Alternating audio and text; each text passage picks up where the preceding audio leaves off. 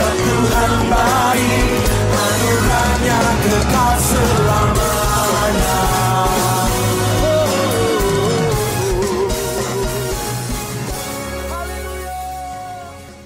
Shalom Bapak Ibu Saudara-saudari, selamat pagi. Sebelum kita mendengarkan firman Tuhan, mari kita angkatkan lagu doa mengubah segala sesuatu.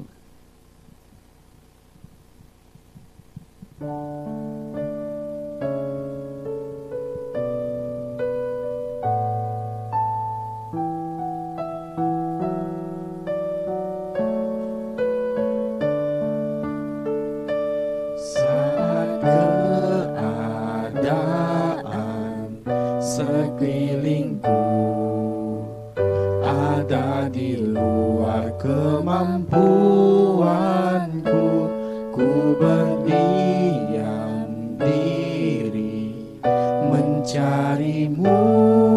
Doa mengubah segala sesuatu. Saat depanku mengecewakan perasaanku, ku menutup mata memandangmu, sebab doa mengubah segala sesuatu. Doa orang benar bila didoakan dengan yakin besar kuasanya, dan tiap doa yang lahir dari iman berkuasa menyelamatkan, seperti mata air di tanganmu mengalir kemanapun kau mau. Tiada yang mustahil di matamu. Doa mengubah segala sesuatu. Doa orang benar bila didoakan dengan yakin besar kuasanya, dan tiap doa yang lahir dari iman berkuasa menyelamatkan, seperti mata air di tanganmu mengalir kemanapun kau mau. Tiada yang mustahil di matamu. Doa mengubah segala sesuatu. Doa mengubah segala sesuatu. Shalom saudara-saudari sekalian, sebelum kita mendengar firman Tuhan, mari kita bersatu di dalam doa. Bapa surgawi, pagi ini kami dengan bersukacita dan bersyukur sebab Engkau memberkati kami ada peluang ini untuk merenungkan, mendengar firman Engkau. Biarlah hati kami terbuka dan juga Engkau sajalah yang berbicara kepada setiap kami. Di dalam nama Yesus Kristus kami bersyukur dan berdoa. Amin.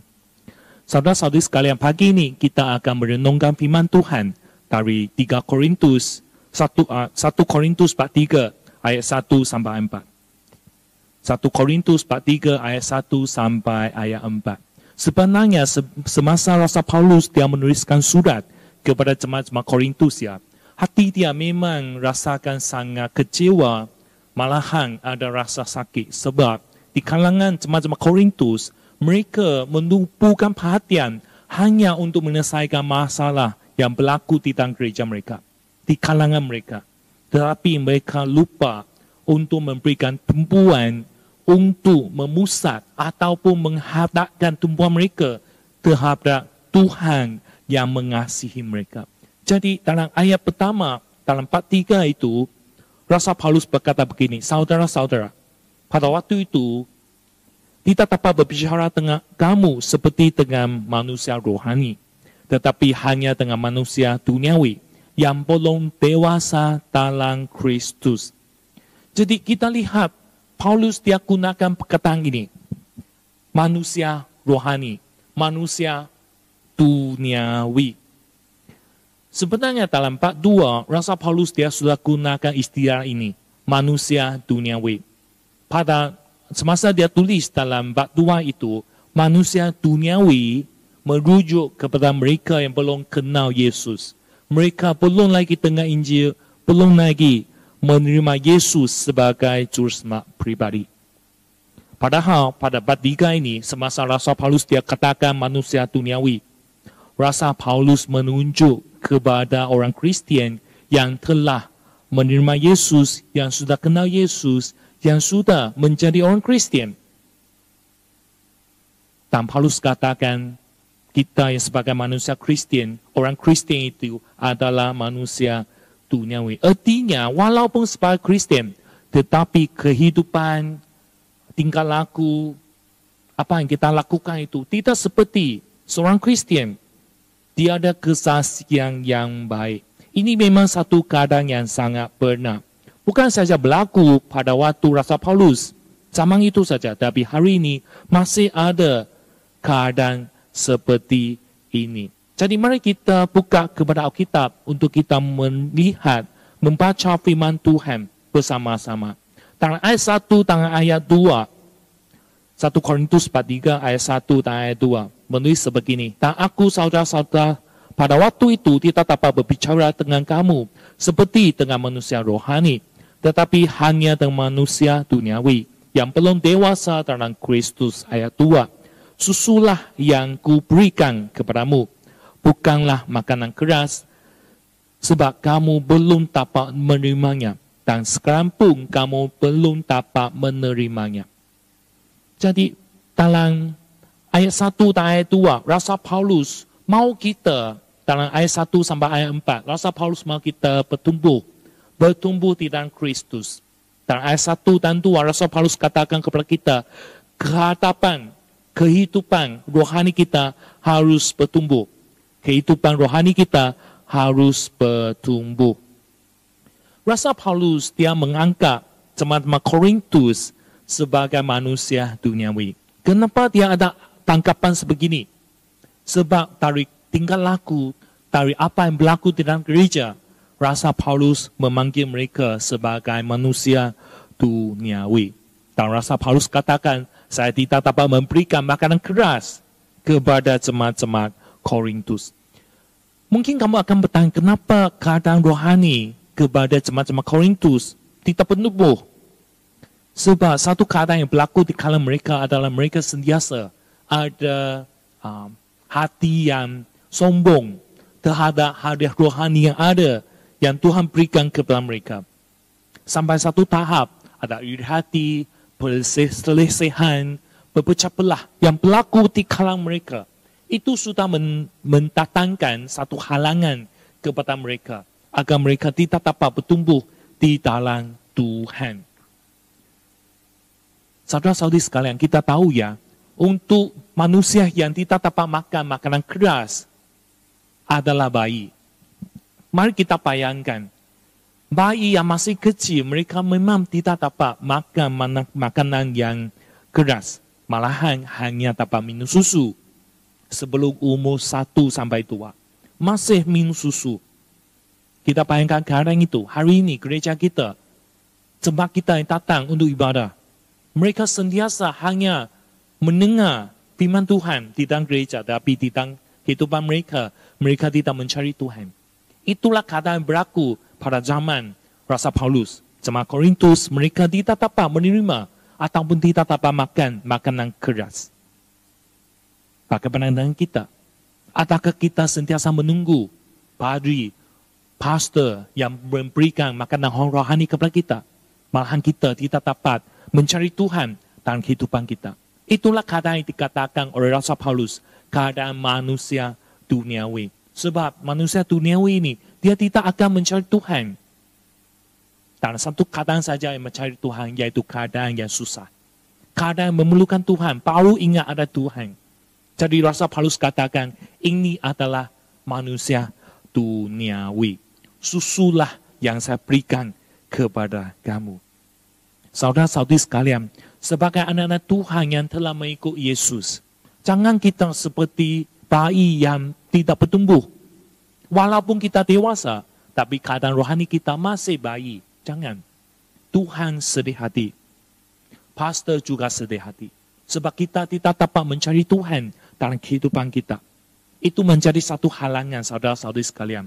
Bagi kita yang telah bertumbuh, yang telah menerima Yesus, marilah kita sentiasa bertumbuh di dalam Tuhan. Melalui pimpinan Tuhan, setiap hari kita mencari Tuhan. Jangan sampai satu tahap, pastor katakan kamu masih minum susu. Mari kita sentiasa mencari Tuhan. Mintalah doa daripada Tuhan. Tuhan pimpinlah saya setiap hari untuk saya boleh mencari Engkau dan sentiasa dapat membaca firman Engkau Tuhan. Saudara-saudari sekalian, kehidupan rohani kita harus bertumbuh ya. Kalau tidak, saudara-saudari sekalian, kehidupan kita adalah kehidupan rohani kita adalah seperti seorang bayi yang hanya dapat menerima, tapi kita tidak dapat mencari Tuhan dengan kemampuan kita sendiri. Kita tidak akan mendekati kepada Tuhan kita. Jadi, poin yang pertama, untuk kita dapat bertumbuh di dalam Kristus, kehidupan rohani kita harus bertumbuh. Dalam ayat ketiga, Rasul Paulus berkata begini, kerana kamu masih manusia duniawi, sebab jika di antara kamu ada iri hati, ada perselisihan, bukankah hal itu menunjukkan bahawa kamu manusia duniawi dan bahawa kamu hidup secara manusiawi? Paulus katakan keadaan jemaat Korintus pada waktu itu adalah manusia duniawi. Dan dia memberikan nasihat kepada kita untuk bertumbuh dengan Kristus, kita harus rendah hati. Kenapa Rasul Paulus mau kita merendah hati? Sebab keadaan jemaat Korintus yang ada iri hati, ada perselisihan. Kenapa keadaan ini berlaku? Sebab di kalangan mereka itu, mereka mengangkat diri sendiri adalah orang yang terbaik. Orang yang boleh melayani Tuhan sebab ada hadiah rohani yang berlainan. Jadi dalam hati mereka sudah semakin sombong. Jadi mereka katakan, saya boleh melayani Tuhan dalam apa yang saya ada, hadiah rohani yang saya ada. Jadi di kalangan mereka ada iri hati, ada perselisihan. Apa itu iri hati? Iri hati adalah satu perasaan yang tidak selesa dalam hati kita. Artinya apabila kita nampak ataupun kita terdengar seseorang itu memiliki sesuatu, tak hati kita rasakan tidak nyaman. Sebab kita mau juga ada bahan itu ataupun kita ingin memiliki bahan itu. Sebab kita tidak ada. Rasa yang tidak nyaman di dalam hati kita. Itu iri hati. Kita inginkan sesuatu itu. Sebab kita tidak ada. Apa yang berlaku dalam perjanjian lama ya? Perasaan iri hati yang berlaku di dalam hati Raja Saul. Semasa Daud ya, dia sudah menang dalam peperangan. Apa yang berlaku dalam 1 Samuel 18 ayat 5 tercatat. Daud maju berperang dan selalu berhasil. Ke mana juga Saul menyuruhnya. Sehingga Saul mengangkat dia mengepalai para prajurit. Dan ayat 9, apa yang berlaku kepada diri Raja Saul apabila dia ada iri hati. Ayat 9, sejak hari itu maka Saul selalu mentengki Daud. Seorang yang ada iri hati semakin hari semakin dalam di hati dia, mensampaikan dia mentengki, membenci seseorang itu. Padahal seseorang yang dia benci itu dia tidak lakukan kesalahan, tetapi hati dia tidak nyaman. Inilah iri hati. Itu yang berlaku dalam catatan firman Tuhan kepada Raja Saul. Dia ada iri hati kepada Daud. Dalam ayat 10 ya, mencatat sebegini. Keesokan harinya, roh jahat yang daripada Allah itu berkuasa atas Saul. Sehingga yang kerasukan di tengah-tengah rumah sedang tahu main kecapi seperti sehari-hari ataupun ada tompat di tangannya. Kita lihat kalau kita ada iri hati, kita sudah ada berikan pintu ataupun berikan jalan untuk roh-roh yang jahat untuk datang ke diri kita. Ini merupakan satu kebocoran dalam kehidupan kita. Jadi saudara-saudari sekalian, apabila kita tidak dapat pujian ataupun tidak dapat sambutan yang baik semasa kita melayani Tuhan, ya, kita jangan ada iri hati kepada orang lain yang menerima pujian, yang menerima sambutan yang baik. Kita harus ingat, apa yang kita lakukan untuk melayani Tuhan, kita hanya satu tujuan saja, yaitu kita melayani Tuhan kita. Itu tumpang kita. Oleh itu Rasul Paulus mau jemaat Korintus rendahkan diri untuk melayani Tuhan. Sebab setiap hadiah rohani yang ada yang dimiliki mereka dikurniakan daripada Tuhan. Untuk kita juga sama saudara-saudari sekalian. Hadiah rohani tidak kira apa yang Tuhan kurniakan kepada kamu untuk melayani Dia. Itu adalah dimiliki, dikurniakan oleh Tuhan kepada kamu. Jadi kita dengan rendah hati untuk melayani Dia. Satu tujuan yaitu memuliakan nama Tuhan. Itu membolehkan kita bertumbuh di dalam Kristus. Dalam ayat keempat berkata sebegini, kerana jika yang seorang berkata, aku dari golongan Paulus, dan yang lain berkata, aku dari golongan Apolos, bukankah hal itu menunjukkan bahwa kamu manusia duniawi yang bukan rohani? Rasul Paulus mau kita bertumbuh dalam Kristus. Bukan sahaja kehidupan rohani kita harus bertumbuh. Bukan sahaja kita memiliki hati yang merendahkan diri. Malahan juga kita harus bersatu di dalam Kristus. Seperti yang dikatakan dalam 4. Kita harus bersatu di dalam Kristus. Kita lihat keadaan jemaat Korintus pada waktu itu. Mereka ada yang dikatakan saya dari golongan Paulus, saya dari golongan Apolos, dan golongan lain. Di kala mereka berpecah belah, kita bayangkan gereja kita hari ini. Kalau kita dalam keadaan berpecah belah, bagaimana kita boleh melayani Tuhan? Bagaimana kehidupan rohani kita dapat bertumbuh? Tidak dapat. Keadaan yang berpecah belah akan menyebabkan kita semakin jauh daripada Tuhan. Malahan kalau kita datang ke gereja, kita lihat kita tidak bersatu hati. Hati kita tidak ada keinginan untuk datang lagi ke gereja ini untuk mencari Tuhan.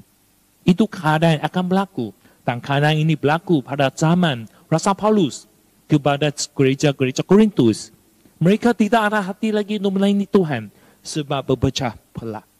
Jadi Rasul Paulus kata, kalau kamu terus katakan saya dari golongan Paulus, saya dalam golongan Apolos, itu menjadi satu halangan. Bukan sahaja kepada orang Kristian, tidak mau datang ibadah. Kepada orang lain juga tidak akan menunjukkan kesaksian yang baik. Jadi Paulus mau mereka bersatu untuk melayani Tuhan.